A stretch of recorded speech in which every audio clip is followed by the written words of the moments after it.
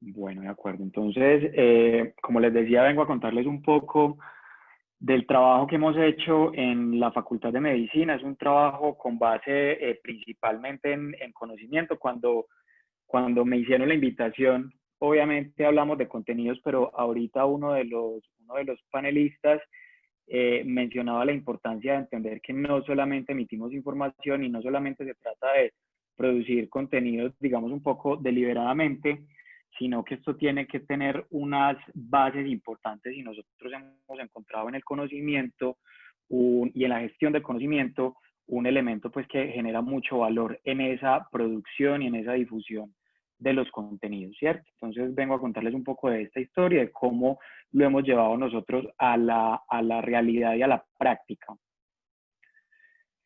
Antes de empezar, les quiero mostrar de pronto una imagen o un texto que puede ser familiar para algunos de ustedes. Esto es una cadena que se difundió por allá en mayo, cuando estábamos ya bien entrados en este proceso de la pandemia. Yo no solamente les voy a hablar de COVID y lo que está pasando con COVID, sino de muchos otros elementos, pero digamos que este es un asunto que a muchos de nosotros sé que nos llama la atención.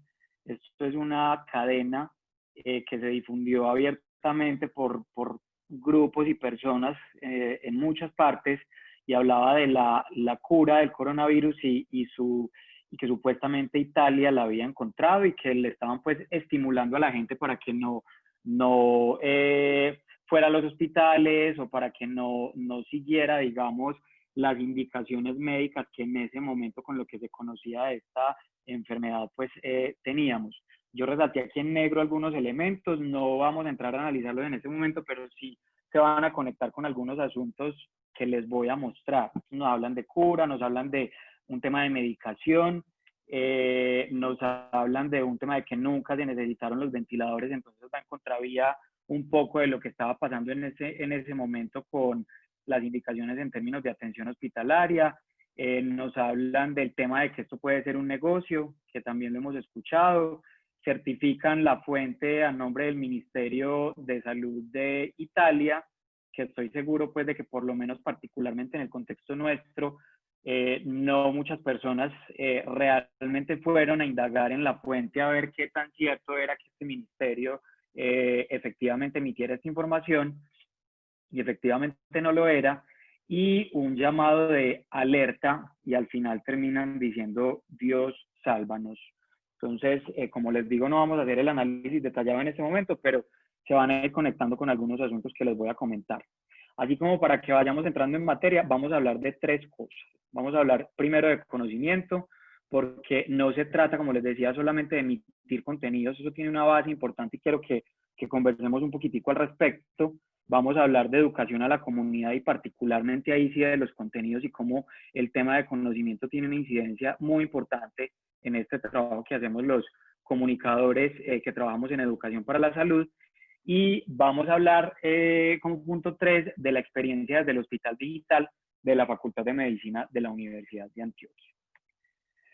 Entonces, para avanzar, vamos a hablar de tres actores que interactúan en tanto de este trabajo que hacemos en conocimiento, ¿cierto? Tenemos aquí tres sujetos. Los primeros, vamos a llamarlos A, son los profesionales de la salud. Los segundos B, comunicadores especializados en salud. Voy a hablar puntualmente de mi caso, sin embargo, si aquí hay profesionales de otras áreas que hagan aportaciones al trabajo de los profesionales de la salud, o al trabajo más bien en educación para la salud, digamos que se van a conectar también mucho con este elemento. Hablo desde mi experiencia, pero van a ver cómo esto es una sinergia entre saberes muy interesante. Y finalmente, y no menos importante, un actor C, que es la comunidad o el individuo. Entonces, empecemos con A, ¿qué es lo que pasa? Cuando hablamos entonces de conocimiento, vemos que hablamos de un experto, hablamos de un conocimiento experto, de una persona que tiene pues un bagaje, que tiene un aprendizaje, que tiene una formación que lo hace o que busca la expertise y que lo legitimamos como experto en cierto campo de la salud. Y entonces por eso les digo, hablamos de este nivel de conocimiento. Eso se llaman niveles de conocimiento. Aquí ese conocimiento está mediado por la formación, como les digo, por la capacitación, por el aprendizaje que ha ido adquiriendo a través de la formación, y también de la experiencia en un campo de saber específico. Esa parte ahí es muy importante, un campo específico del saber, que también, por otra parte, pues obviamente eso en tanto experticia es fundamental, porque pues precisamente es lo que lo hace experto, pero de todas maneras también es lo que limita su dominio, ¿cierto? Porque entonces estamos hablando de un experto en un campo específico, pero que tiene un dominio limitado, y lo que yo les voy a proponer y de lo que les voy a hablar acá es de cómo esta sinergia y esta interacción permite ampliar ese dominio, ¿cierto? Cuando pensamos entonces, en este caso, en los comunicadores especializados en salud, en cambio, ¿qué pasa? No, señores, pasa exactamente igual.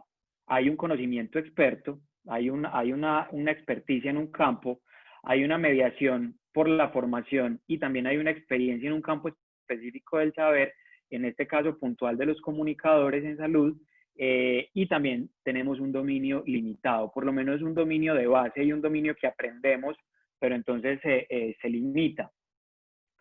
Aquí, ¿qué es lo que pasa con ellos? Lo que pasa es que vamos a hablar un poco de procesos, de 3 procesos en los que se genera y se gestiona el conocimiento: la adquisición de conocimiento, la representación del conocimiento y la manipulación y validación de ese conocimiento. Ahorita me van a entender un poquito eso de qué se trata. Vamos con el actor C, que es entonces el individuo, la persona que nos encontramos en la comunidad, y entonces vemos que aquí hay un conocimiento popular o contextual, está mediado principalmente por la experiencia, y este tema es muy importante aquí para enriquecer precisamente ese contexto, pero aquí tiene que haber un tema muy importante con el que nosotros trabajamos, y es que tiene que haber un objetivo de implicarlos por el producto de conocimiento de los campos del saber en mención, o sea, de los campos de A y de los campos de B, porque ambos tienen, digamos, una tarea y un aporte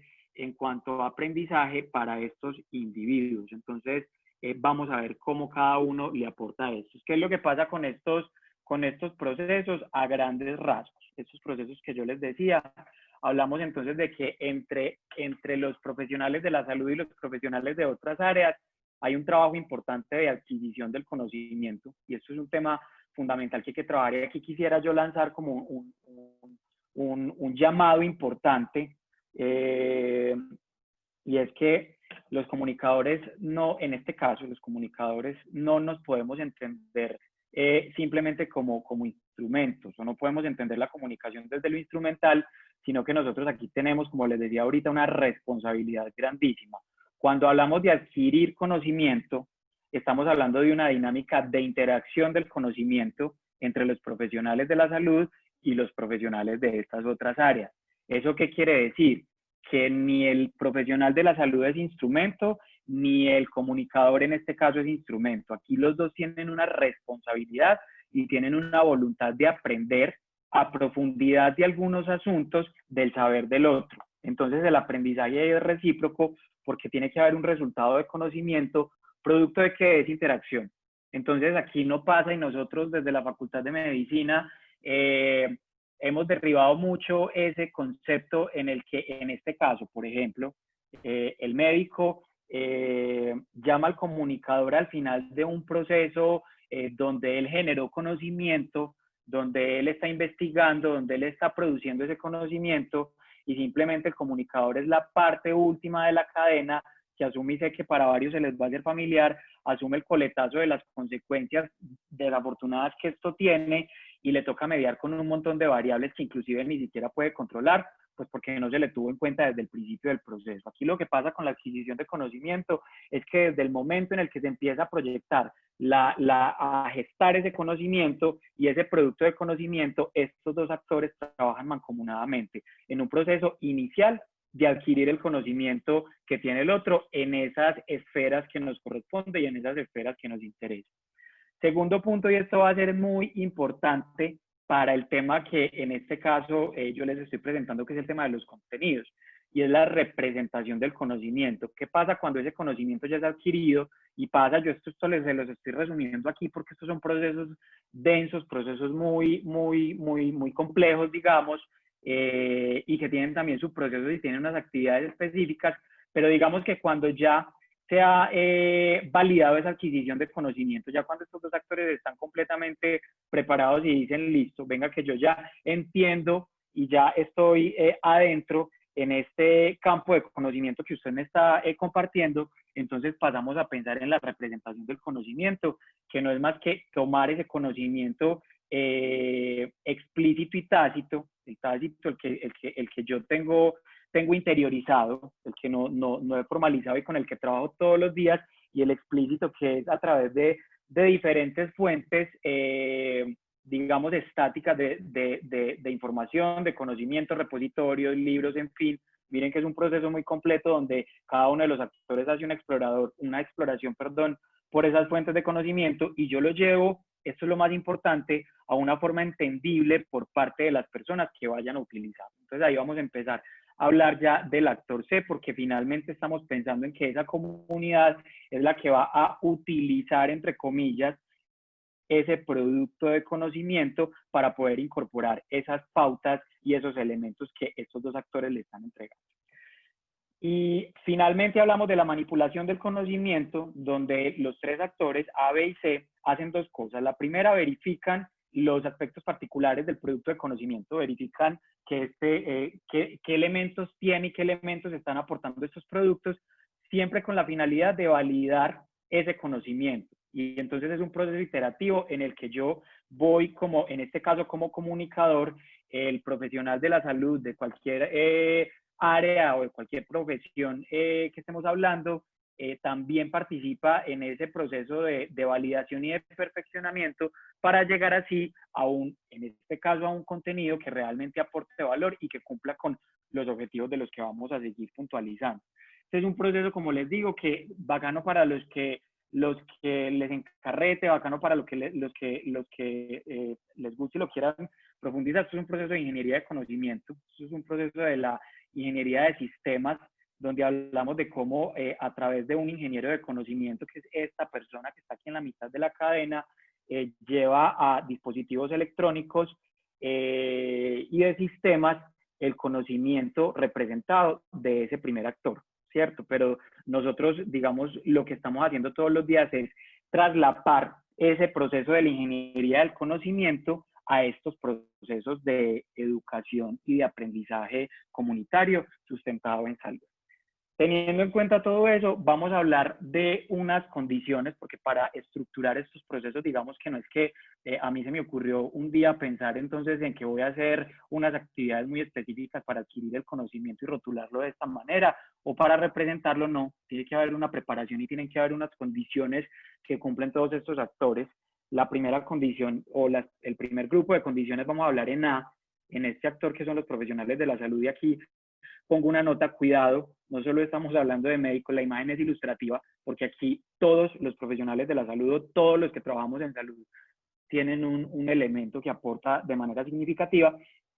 Lo primero es tener una base de conocimientos más amplia, con elementos de otras bases. Esto es un reto porque nos hemos encontrado también en el aprendizaje de estos procesos con que hay ciertas personas y hay ciertos profesionales que consideran suficiente la base de conocimientos que tienen. Y aquí nos tenemos que quitar desprendernos de eso y empezar a entender que esa base de conocimiento la tenemos que ampliar y la tenemos que perfeccionar. Un tema de actualización conectado con lo primero, eso es muy importante. El profesional que se actualiza, el profesional que siempre está buscando y recabando más elementos para construir o para terminar de fundamentar ese constructo de conocimiento y terminar, me excuso porque nunca se termina de construir. Y lo tercero, una apertura al trabajo multi e interdisciplinar. Y este tema también aquí es muy importante, parece fácil, pero lo logramos solamente cuando cada uno entiende que el otro realmente está haciendo aportaciones significativas y fundamentales para su propio proceso. No que lo consideremos como les decía, como un instrumento o como una herramienta, sino que construyamos ese producto de conocimiento desde la base. Hablamos entonces de las condiciones en B, hablamos de profesionales de otras ciencias, nos hemos enfocado mucho en las ciencias sociales porque es sabido que las ciencias sociales hacen unos aportes importantísimos, en este caso a las ciencias de la salud, En mi caso, como les digo, es el de la comunicación, pero pues no es restrictiva, digamos, este esquema. Y las condiciones en B, aquí me amplío un poquitico más, estimular una formación más orientada a la especialización, en este caso en materia de salud, reconocer el contexto de la salud, su papel y su relevancia, entender los retos clave que tiene el sistema de salud, apertura interdisciplinar.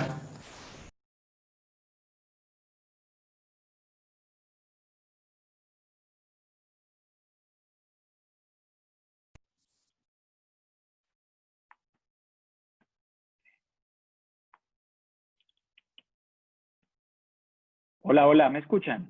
Hola Juan, sí, correcto. ¿Dónde nos quedamos? Que vi que como que se desconectó. En interdisciplinar. Ok, perfecto, ¿no? Entonces vamos bien. Y el quinto punto, asumir que comunicamos para educar en salud y no solo para informar. Esto en resumen tiene por detrás, como les decía Mateo ahorita, yo soy comunicador gráfico publicitario por formación y digamos que yo he sostenido una postura en la que muchas veces, o bueno, en algunas ocasiones, eh, corresponde al comunicador en formación, pero también corresponde a la academia estimular ese nivel de especialización en los comunicadores. En este caso es muy importante que forjemos. Yo siento que la comunicación es un saber que puede implicar positivamente muchos otros saberes, pero sí es muy necesario que nosotros nos especialicemos. Y este tema del reconocimiento del contexto de salud, su papel y su relevancia es fundamental para nosotros como comunicadores, para que entendamos no solo lo que le aportamos a la institución con la que estamos trabajando, sino para que entendamos en el proceso de la cadena, del sistema de salud en el que trabajamos y en el que estamos inmersos, dónde es que encaja la pieza que nosotros sumamos al rompecabezas, ¿cierto? Wilson hablaba ahorita de una manera muy amplia de este tema. Yo no me voy a detener, solamente tengo aquí como un par de elementos que quisiera como volver a traer a colación. El primero, esto según el Departamento de Salud y Servicios Humanos de los Estados Unidos, que hablan de que la comunicación de salud es el estudio y el uso de estrategias de comunicación para informar e influir en las decisiones individuales y comunitarias que mejoran la salud. Y cuando veíamos la primera conferencia, el profe hablaba de una cosa muy importante y es la trascendencia que tenemos que buscar entre la información y la educación. Entonces yo con este concepto de información es válido, pero entonces cuando hablamos de influir, ahí viene el despliegue grande y amplio que es, digamos, en lo que más tenemos que trabajar. Y esto es una anotación que yo les hago especial atención a que las comunidades no solo reciban asistencia, sino que se apropien de conocimientos y aprendan de la información y contenidos que se les entrega, ¿cierto? Entonces ahí ampliamos, como les decía, el concepto de asistencia. Tenemos respaldo como comunicadores, tenemos una base conceptual que ya se está construyendo y es sobre esto que tenemos que cimentar también todos nuestros procesos a nivel de las organizaciones en las que trabajamos, porque lo que hacemos tiene un arraigo y tiene unos progresos importantes. La OMS nos entrega unos principios para la comunicación efectiva, entonces hablamos en un marco completo y contextual de cómo las actividades que hacemos implican a los individuos, a las comunidades, a los trabajos comunitarios, al personal de la Organización Mundial de la Salud, a las organizaciones internacionales y a las instancias normativas. Y si entráramos en el detalle de cada uno, veríamos que hay un abanico grandísimo de acciones estratégicas que nosotros tenemos que encaminar de cara al impacto y a los resultados positivos desde la comunicación para la salud en cada uno de estos frentes. Y nos hablan de que la comunicación para la salud debe ser accesible, factible, creíble, pertinente, oportuna y fácil de entender. Que digamos que recogiendo un poco lo que han mencionado ya mis compañeros, pudiéramos encontrar el qué de cada uno de estos asuntos. No nos da el tiempo para profundizar, pero de cara a estos procesos, como les decía, de conocimiento, hay también unas actividades específicas que se tienen que intencionar de acuerdo a cada uno de esos objetivos.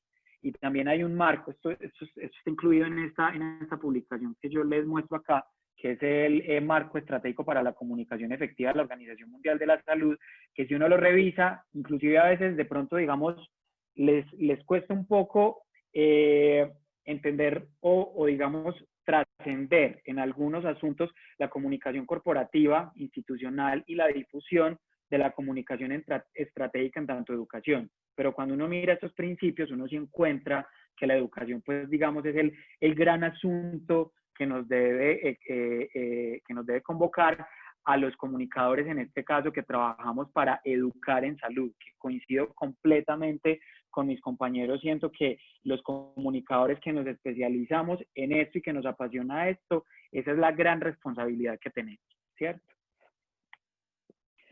¿Por quiénes trabajamos nosotros? Por personas. Ellos son el principio y el fin. Las personas son el principio de las acciones que proyectamos y el fin con los impactos que esperamos.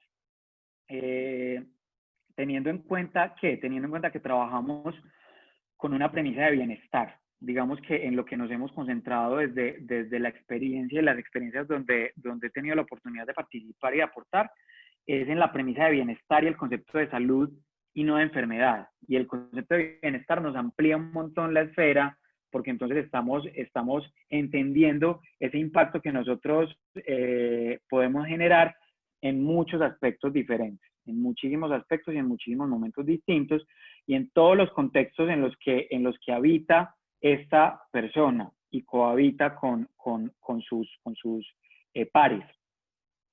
Nosotros somos personas que trabajamos por personas, no se nos puede olvidar. Cuando hablaba con Mateo y con la fundación del interés que tienen en abordar este tema, hay un asunto interesante y es cómo entendemos esta educación y cómo entendemos estos contenidos en un ambiente de pandemia, en un ambiente de virtualidad, en un ambiente de tecnología, pero no se nos puede olvidar que detrás de todos estos dispositivos estamos también personas trabajando por otros. Y eso nunca se nos puede olvidar, porque la tecnología ofrece unas posibilidades inmensas, inmensas, pero que no se nos olvide que son un apoyo en esa labor que hacemos. ¿Y qué buscamos? Que esas personas sean más conscientes, realmente aprendan y adquieran capacidades para generar cambios en su propio contexto. Y es que es simple. Estos son simplemente unas animaciones del Washington Post que me parecieron interesantes. Nosotros entendemos y sería interesante como que volcáramos la mirada, así como avanza en este caso, por ejemplo, una epidemia en un contexto específico, la pandemia en el contexto global. Estas animaciones que ustedes ven acá son precisamente, las usé porque muestran la evolución epidemiológica muy coquito, muy sencillo, de la capacidad que tiene un individuo de contagiar a otro y así progresivamente. Entonces yo quiero que las miremos.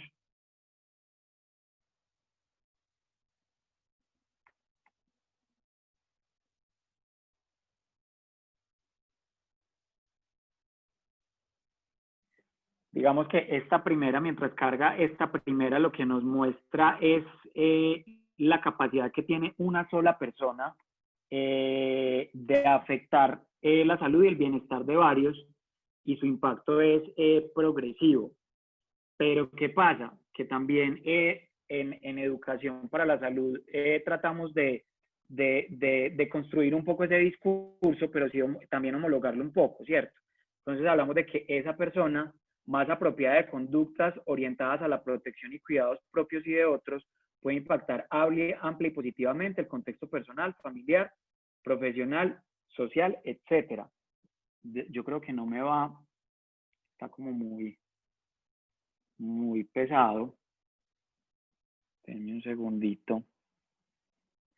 Pero digamos que lo que pretende esto es hablar un poco, no solamente de que también lo mencionaban mis compañeros ahorita, no solamente se trata de que formemos y eduquemos a la gente para que actúe sobre sí, sino para que ese accionar tenga implicaciones en todos sus contextos. Entonces ahí también hay un tema de amplitud desde los resultados, que es lo que nosotros debemos pensar y debemos buscar. Y ahorita que les hablaba de la responsabilidad y de entender el contexto del sistema de salud que tenemos, entonces eso es muy importante porque nos pone a nosotros en un plano en un plano de comprensión y de entendimiento, de que no se trata solamente de difundir la información y difundirle unos contenidos muy bonitos y muy bien montados a una persona sin saber qué va a pasar, sino también hacernos la pregunta de cómo esto que yo estoy difundiendo a través de diferentes estrategias, canales y formatos puede llegar a cada vez un número mayor de personas, ¿cierto? Bueno, la animación se las voy a quedar debiendo. Espérenme un segundito.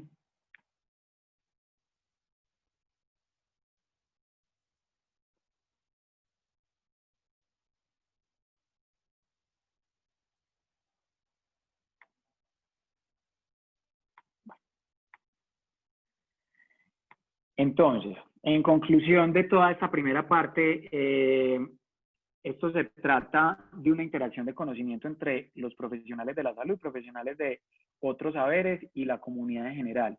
Ver cómo el conocimiento específico de los dos primeros se tiene que retroalimentar el uno entre otro, el uno al otro, perdón, pero también cómo ese conocimiento contextual y popular de los usuarios y receptores tiene que retroalimentar esas acciones permanentemente. Entonces, esto es un continuo, es un proceso iterativo, como les digo, y entonces es una cadena de correspondencia donde no podemos olvidar ni podemos dejar de lado a ninguno de ellos.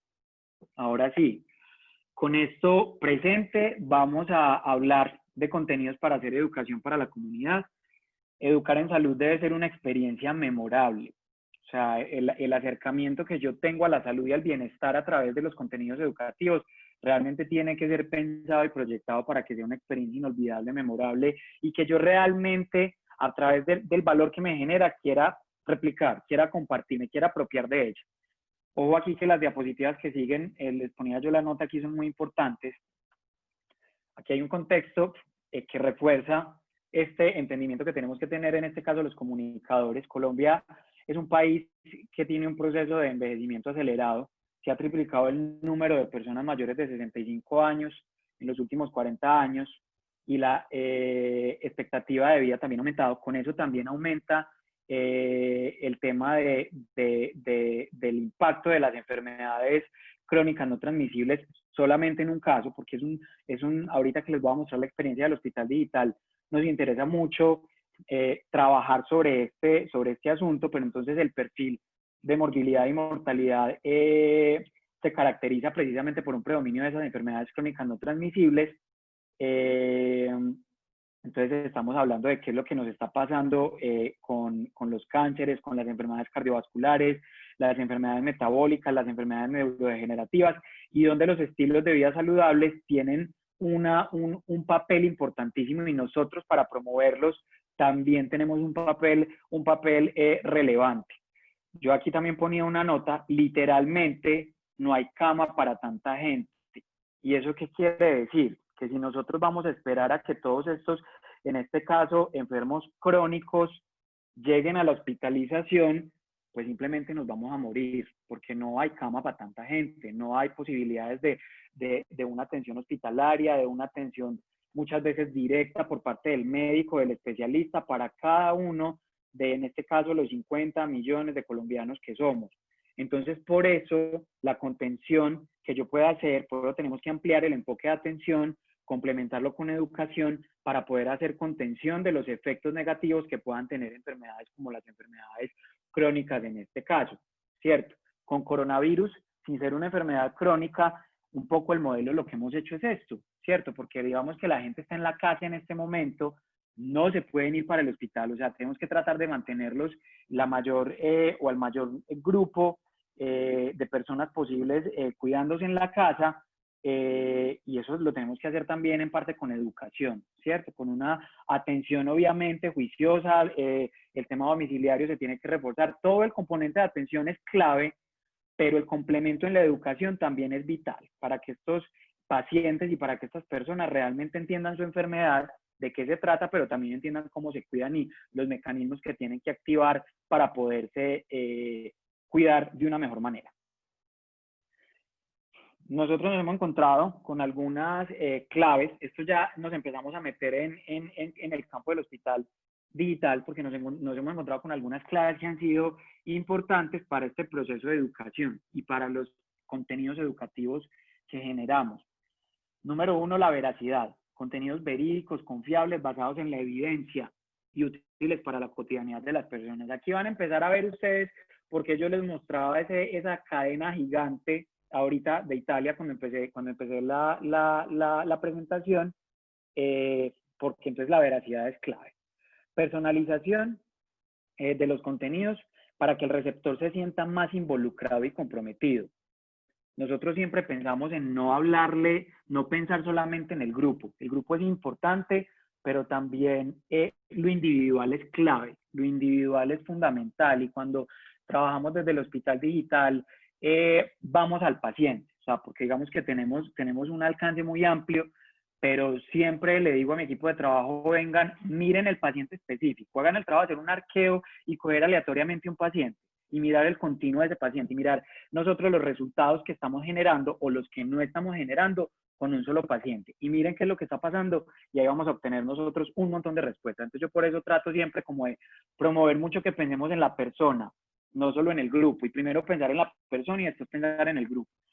Lo tercero, la legitimidad, difusión directa a través de evangelizadores del mensaje, personas o instituciones. Aquí la filiación institucional para una persona es muy importante.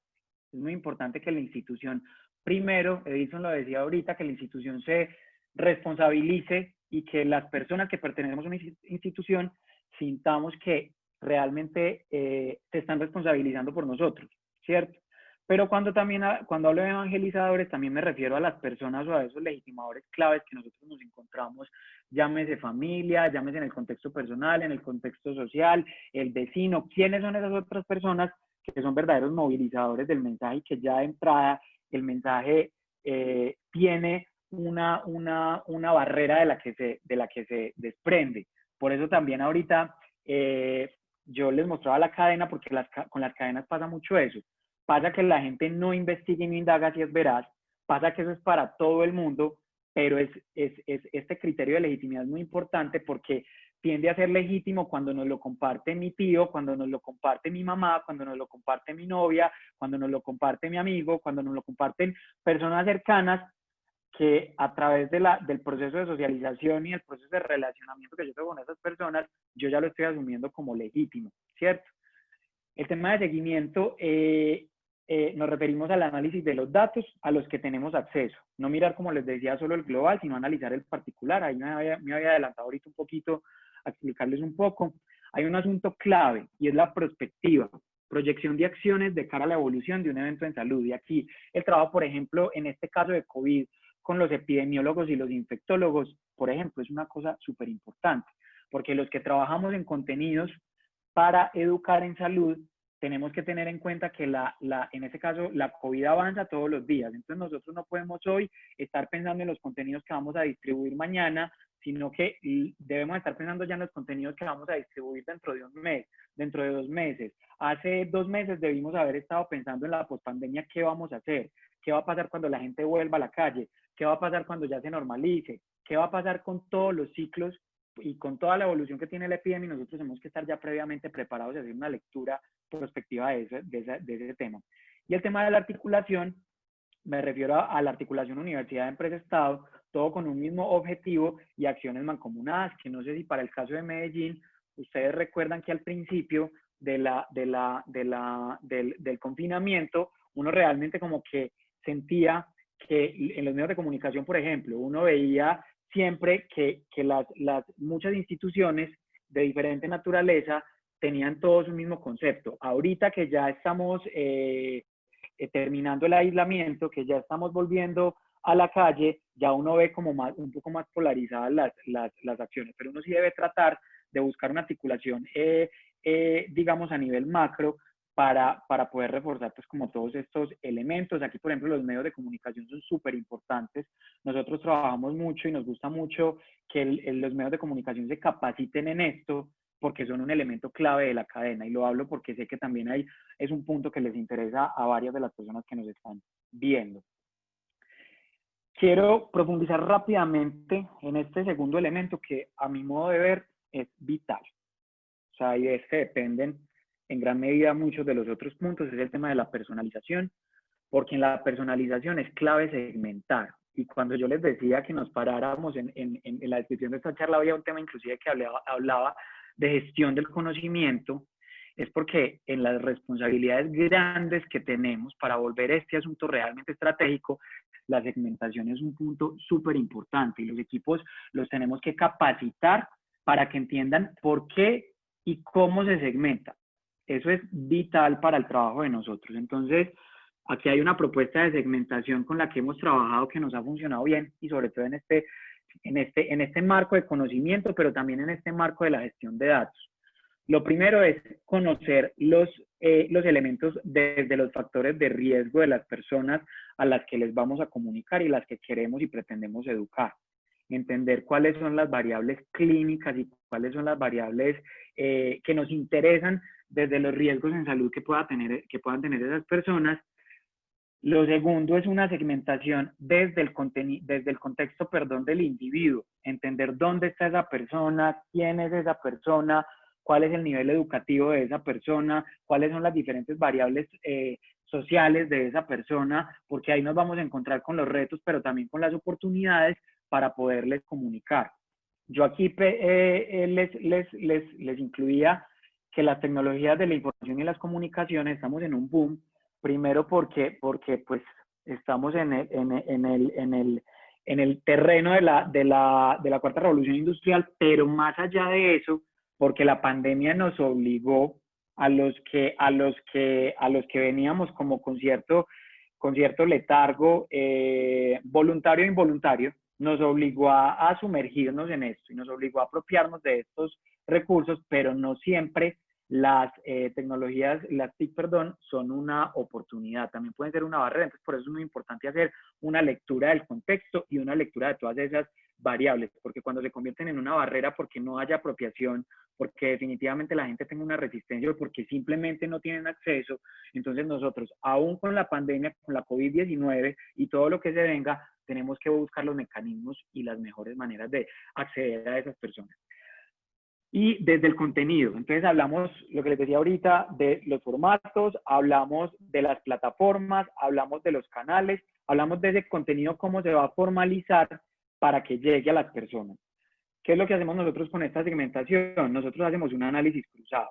Entonces, si Juan David tiene hipertensión, pero no tiene internet, pero no sabe leer, entonces de entrada yo ya estoy analizando un factor de riesgo, yo ya estoy analizando un contexto, y estoy analizando también que si Juan David no sabe leer, entonces puede ser que yo tenga que llegar a esa persona a través, por ejemplo, si no tiene internet, puede ser a través de la radio, con diferentes podcasts, con diferentes contenidos un poco más auditivos, que me permitan pues como asegurar pues una mayor efectividad de ese contenido que estoy distribuyendo. Y así nos podemos ir con muchos ejemplos.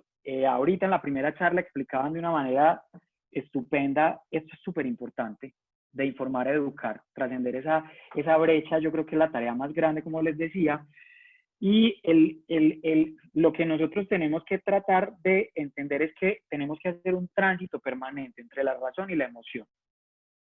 Lo de nosotros tiene que ser contenidos que transiten entre lo racional y lo objetivo, y lo emocional y lo subjetivo, y siempre tienen que conversar, porque si yo no medio en uno de ellos, entonces puede ser que se me vayan las luces y puede generar ahí una desconexión para esta acción comunicativa y educativa y para las posteriores, porque nosotros también tendemos a tener un poco más de memoria para esas experiencias que me desconectan. Entonces mantener la conexión a veces tiende a ser un poco más complejo. Ya para finalizar, así lo hemos hecho nosotros desde el Hospital Digital de la Universidad de Antioquia. En el caso de COVID-19, la COVID-19 ha sido un apalancador importante de algunas de estas acciones, sin embargo no ha sido el primer momento, lo que pasa es que a todos nos obligó la COVID a trabajar rapidito, a trabajar en caliente, y a ir midiendo los resultados en el continuo del proceso, ¿cierto? Pero digamos que el INLAB Telesalud nace de una articulación entre la universidad, la empresa y el Estado desde hace 7, 8 años, entonces no es un trabajo nuevo, este es el hospital digital más grande de Latinoamérica, pero viene trabajando desde hace rato. Soportamos nuestra estrategia en 4 componentes: telemedicina, teleorientación, analítica en salud, y el tercero que lo puse acá, teleeducación, que es el punto que nos llama a hablar en este momento. Hay dos componentes de esa estrategia de teleeducación. Un componente de educación y formación a profesionales de la salud, que eso tiene un manejo ligado a comunidad en general en algunas líneas, pero de todas maneras sí tiene como unos hilos específicos y tiene unas estrategias puntuales, que no es lo que en estos momentos tengo chance de mostrarles, comunidad en general, que es la otra línea, a través de una estrategia que se llama Saludando, que venimos también trabajando desde diferentes unidades hace muchos años también. Pero nosotros, ¿qué hacemos con la teleeducación? Utilizamos las tecnologías de la información y de las comunicaciones para la práctica educativa de salud a distancia. Además, buscamos contribuir con la apropiación de conocimientos y la transformación de comportamientos orientados al bienestar de todas las personas y del contexto, ¿cierto? Entonces, eso en resumidas es pues como la premisa que tiene Saludando, la teleeducación. Y en este componente grande de teleeducación nos encontramos, como les decía, con Saludando, que es una estrategia que busca incidir positivamente en la transformación de comportamientos. Básicamente es una estrategia educativa de promoción de la salud y prevención de la enfermedad, donde a través de diferentes formatos, canales, recursos, estrategias y personas, nosotros siempre nos estamos preguntando la manera más creativa y más efectiva de que la gente haga esto o pase con la gente lo que estamos hablando, ¿cierto?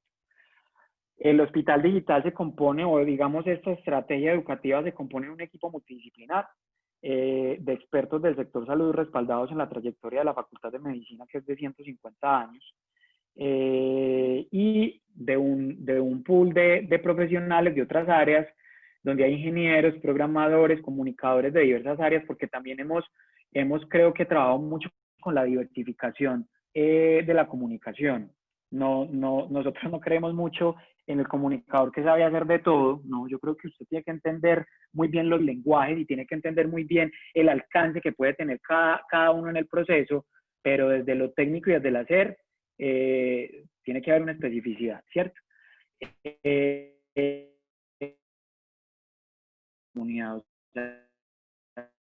Estamos, como les decía ahorita, en el proceso de validación, y muchas veces la comunidad inclusive participa y hacemos la lectura desde los otros dos procesos. Capacidades instaladas, como les decía, el INLAB Telesalud, el Parque de la Vida, desde donde trabajamos promoción de la salud y prevención de la enfermedad hace también varios años, el trabajo con los colectivos sociales en territorio y otras capacidades como el Centro de Producción Audiovisual, que van aumentando también el flujo de producción de estos contenidos. Esta que ven acá, la URL, es la de la plataforma Saludando. Saludando no es solamente una plataforma, Saludando es una estrategia multiformato, multicanal que tenemos, y muchas veces Saludando va inclusive a la comunidad. Saludando, yo pienso que es un lenguaje con el que nosotros le comunicamos esto a las personas. Digamos que aquí hay una plataforma para los que quieran chismosearla y quieran compartirla también, obviamente. Saludando se compone de cajas de herramientas en contenidos de educación en enfermedades crónicas. Lo que pasa es que Saludando tenía ya como un camino recorrido y quisimos crear una caja de herramientas especial para COVID-19, con productos como piezas gráficas, infografías, artículos, videos, entrevistas, juegos, trivias, etcétera, que yo sé que a ustedes ya les quedó claro y lo saben, que es la parte final del proceso. La parte final del proceso es la forma, porque lo que nos interesa más es el proceso en sí, pero digamos que también, como les decía ahorita, haciendo una lectura de la enfermedad con la que estamos trabajando, Saludando ha ido evolucionando en COVID a través de los capítulos. Entonces, primero le hablamos a la comunidad porque la gente estaba como muy confundida y generamos una serie de contenidos para ellos. Después, por allá más o menos en abril, vimos que esto iba para largo, entonces el tema de salud mental iba a ser importante. Entonces nos sentamos con todo el equipo a generar contenidos de salud mental. Vimos también que los profesionales de la salud estaban recomendando mucho la plataforma y también estaban investigando mucho en ella. Entonces generamos unos contenidos específicos y también compartimos unas guías que no siempre hemos generado nosotros, que sirven para los profesionales de la salud.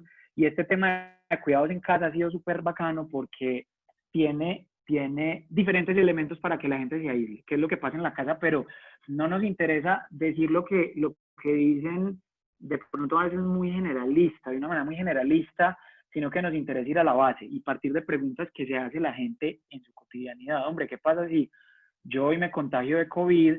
Yo tengo dudas puntuales como, pues es que siempre me están diciendo que me aísle y use un solo baño, ¿y qué pasa si en mi casa somos 7 y solo tenemos un baño? ¿Cierto?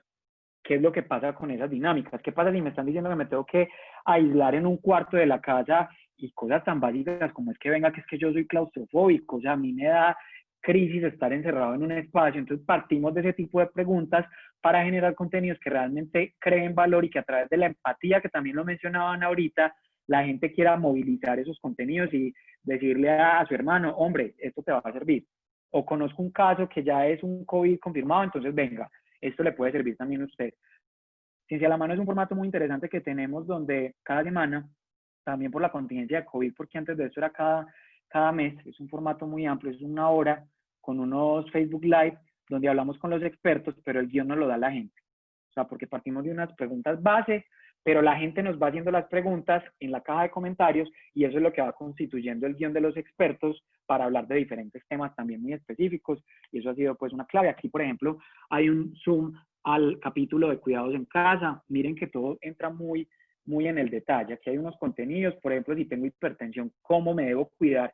A diferencia de otra persona que no tenga una preexistencia, o por lo menos no tengo una preexistencia como esta. ¿Qué pasa si tengo diabetes? ¿Cómo reforzar mi sistema inmunológico? ¿Qué pasa con los cuidadores que también hablaban de esto ahorita? ¿Cuáles son los mitos y realidades de la COVID-19? Si tengo COVID, ¿cada cuánto debo tomarme la temperatura? ¿Cómo me la debo tomar? Si podemos compartir los platos, los cubiertos, cuál es la diferencia entre el blanqueador del piso y el desinfectante para los platos. Bueno, todo este tema, pues porque si queremos como que la gente lo tenga pues como muy claro en las cajas de herramientas y ahorita nos vamos concentrando en trabajar en las enfermedades crónicas no transmisibles empaquetadas por grupos con este mismo modelo, ¿cierto? Porque queremos que este sea pues como un gran repositorio y complementarlo con estrategias ya de acercamiento pues a la comunidad. Y finalmente, la facultad se ha fortalecido mucho en el tema de redes sociales.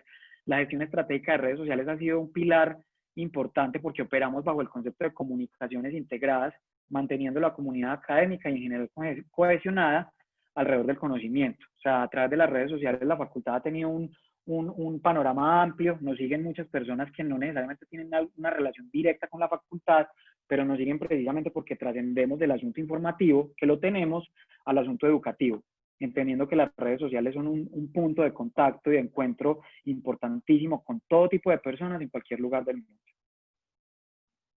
Eso es todo lo que les tenía tratándoles de resumir, pues como estos 3 capítulos.